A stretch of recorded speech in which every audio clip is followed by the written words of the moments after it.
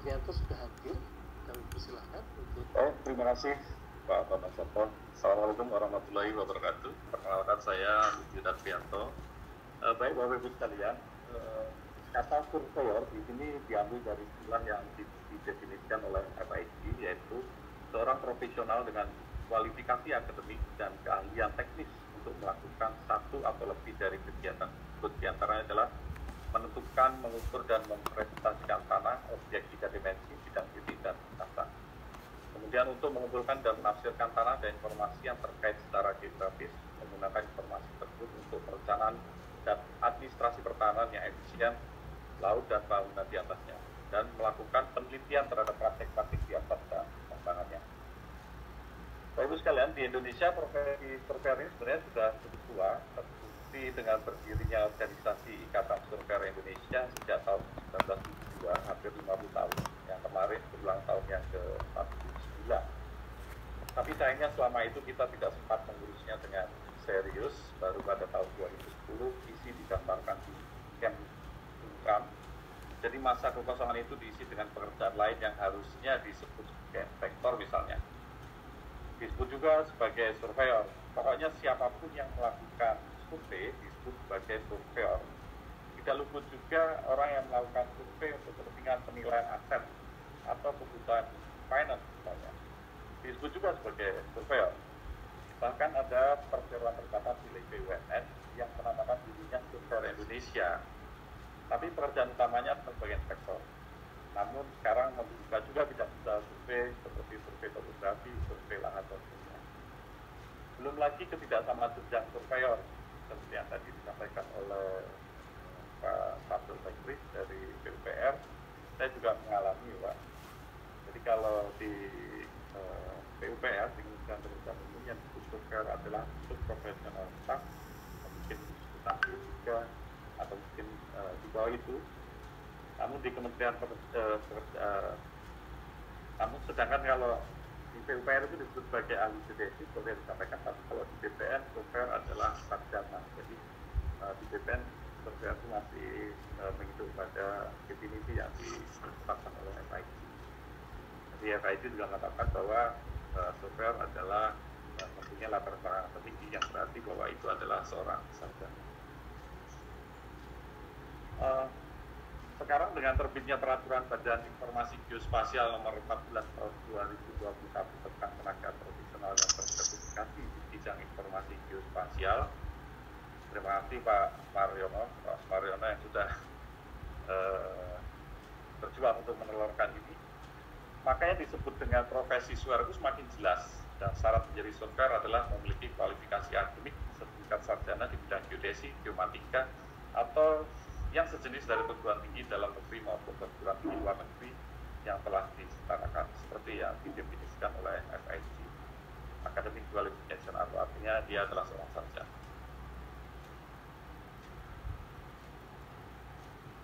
Nah, ini bisa kita lihat bahwa ini sudah berdiri sejak tahun 72, namun akta pendirian baru tahun 2001.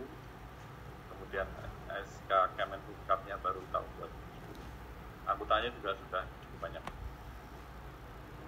Infrastruktur organisasinya juga sudah siap, LSP sudah punya, kode etik, dewan etik, FIG, SFX, hasilnya sudah lengkap.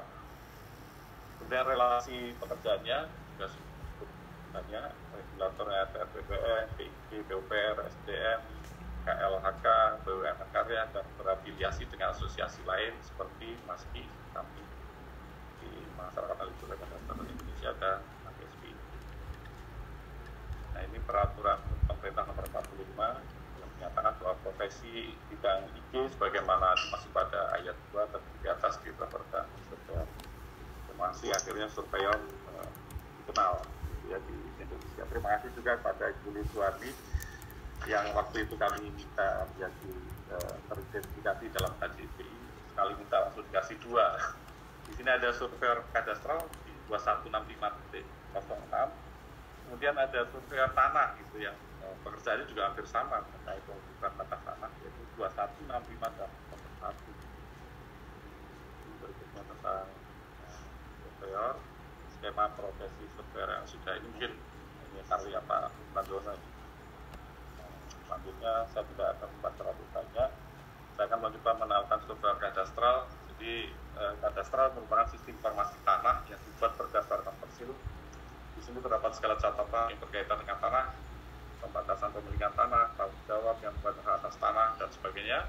Di dalam hal ini biasanya juga terdapat deskripsi geometri dari persil tanah yang disertai dengan catatan lengkap seperti status kepemilikan tanah, penggunaan tanah, nilai, dan sebagainya. Definisi FIG tahun 1995. Jadi kenapa software kadastral itu kemudian ada di Indonesia? Itu berkaitan dengan terbitnya Peraturan Menteri Agraria Nomor 2 tahun 98. Jadi untuk melakukan percepatan tugas-tugas BPN, yaitu melakukan pendaftaran tanah di seluruh wilayah Indonesia, pada saat itu masih tercatat sekitar 30% dari seluruh wilayah Indonesia, total 100 juta bidang itu baru tercatat terukur sekitar 40%-nya. Maka untuk melakukan percepatan diperlukan sumber daya manusia SDM di luar petugas kur dari ATR BPN sendiri, sehingga Menteri Agraria menerbitkan Peraturan Nomor 2 tahun 98. Di situ disebutkan bahwa Peraturan Menteri Agraria Nomor 2 98 itu muncul profesi baru, yaitu software kadastral dan asisten software kadastral, yang tugasnya adalah melakukan pengukuran persis sama dengan petugas ukur yang ada di BPN. Pekerjaannya ada dua macam, yaitu dia bisa menerima permohonan langsung dari masyarakat, kemudian mendaftarkannya di BPN, yang produk akhirnya adalah surat dan peta bidang. Kemudian asisten surveyor sama, dia adalah membantu tugas-tugas software kadastral. Sebenarnya tugas BPR sangat banyak sehingga perlu dibantu oleh software kadastral. Pada tahun 2000, Peraturan Menteri Agraria Nomor 2 tahun 98 itu cukup lama berjalan, tetapi tidak cukup untuk membuat para praktisi survei pemetaan itu tertarik untuk menggeluti profesi ini, sehingga kebutuhan pengukuran di BPN dirasa perlu ditingkatkan, sehingga kita bisa melihat di tahun 60 sampai dengan tahun terbitnya Peraturan Menteri Agraria itu, selama 40 tahun itu hanya sekitar 23 juta bidang yang bisa dilakukan pengukuran. Kemudian terbit Peraturan Menteri Agraria sehingga meningkat jumlahnya sekitar 22 juta selama 13 tahun, jadi menjadi 1 atau 1,6 juta setiap tahunnya. Untuk melengkapi target pemerintah itu, pada tahun 2017 pemerintah, dalam ini Menteri Agraria, menerbitkan Peraturan Agraria Nomor 33 tahun 2016 yang kemudian direvisi menjadi Peraturan Agraria Nomor 2017. Kita lihat proyeksi beban pekerjaan agar BPN, tugas dan pekerjaan besarnya seperti ini.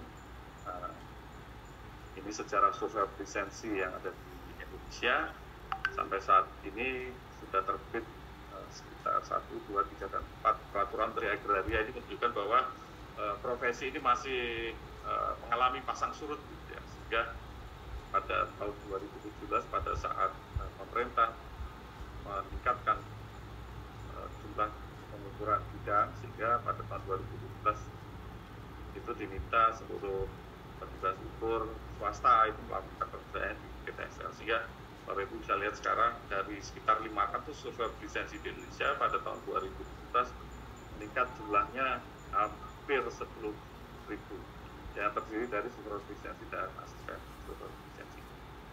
Dan kita bisa lihat selanjutnya, ini definisi software lisensi, Bapak Ibu bisa lihat nanti di slide saya. Kemudian kepentingan lisensi untuk menjaga produk dari pekerjaan pengukuran khususnya di bidang kadastral. Ini kita sebut ada hak dan kewajibannya. Kemudian dari hak dan kewajiban itu kita ada pembinaan dari pusat, yaitu Kepala Subdit Pemetaan Dasar Pembinaan Surveyor. Kemudian di Kanwil juga ada pembinaannya. Kemudian di Kantak juga ada. Kemudian kita memiliki Dewan Etik.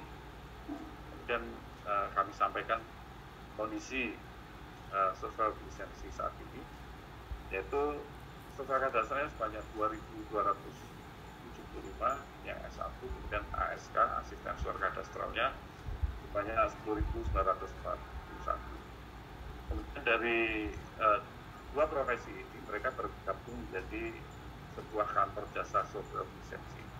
Di Peraturan Menteri Agraria Nomor 9 yang baru, seluruh surveyor kadaster surveyor lisensi punya kewajiban bergabung ke dalam kantor jasa surveyor lisensi. Ini dimasukkan adalah untuk terus meningkatkan kompetensi, karena sementara ini ada surveyor lisensi yang menginduk kepada BPN atau di kantor pertahanan, ada pula yang menginduk ke kantor jasa surveyor lisensi. Tapi dengan peraturan menteri yang baru, seluruh surveyor lisensi bergabung di dalam kantor jasa surveyor lisensi.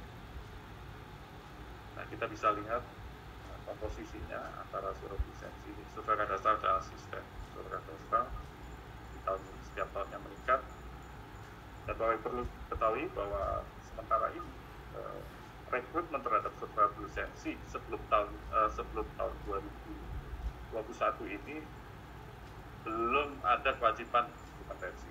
Dengan terbitnya SKKNI pada tahun 2019, SKKNI Kadastral 2019, dan kemudian Peraturan Menteri Nomor 9 2021, sehingga setiap surveyor lisensi sebelum mengajukan lisensinya, mereka ada kewajiban untuk mengikuti uji kompetensi.